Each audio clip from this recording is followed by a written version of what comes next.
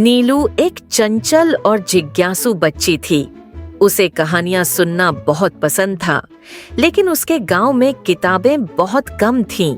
एक दिन उसके दादा दादी ने उसे एक तोता गिफ्ट में दिया, मगर यह कोई साधारण तोता नहीं था। यह बोल सकता था। नीलू ने जब पहली बार तोते से बात की तो वह चौंक गई। तोते ने कहा, मैं सिर्फ वही कहानियाँ सुनाता हूँ जो दिल को छू जाए और कुछ नया सिखाए। नीलू बहुत खुश हुई और हर दिन उससे एक नई कहानी सुनने लगी। लेकिन धीरे धीरे उसे एहसास हुआ कि तोता सिर्फ उन्हीं बच्चों को कहानियां सुनाता है जो अच्छे काम करते हैं, जैसे बड़ों की मदद करना, पढ़ाई में ध्यान देना और दूसरों की सहायता करना। एक दिन नीलू ने स्कूल का काम नहीं किया और झूठ बोल दिया। जब उसने तोते से कहानी सुनाने को कहा तो तोते ने उदास होकर कहा, सच्चाई ही सबसे बड़ी ताकत है। जब तुम सच बोलोगी तभी मैं कहानी सुनाऊंगा।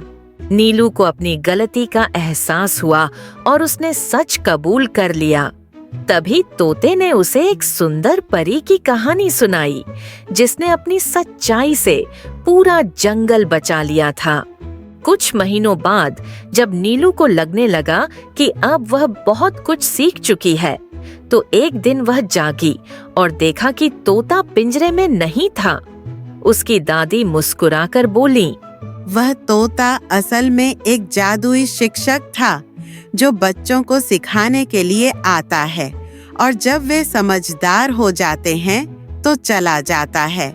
नीलू ने सीखा कि कहानियां सिर्फ सुनने के लिए नहीं होती, बल्कि उन्हें जीवन में अपनाना भी जरूरी होता है।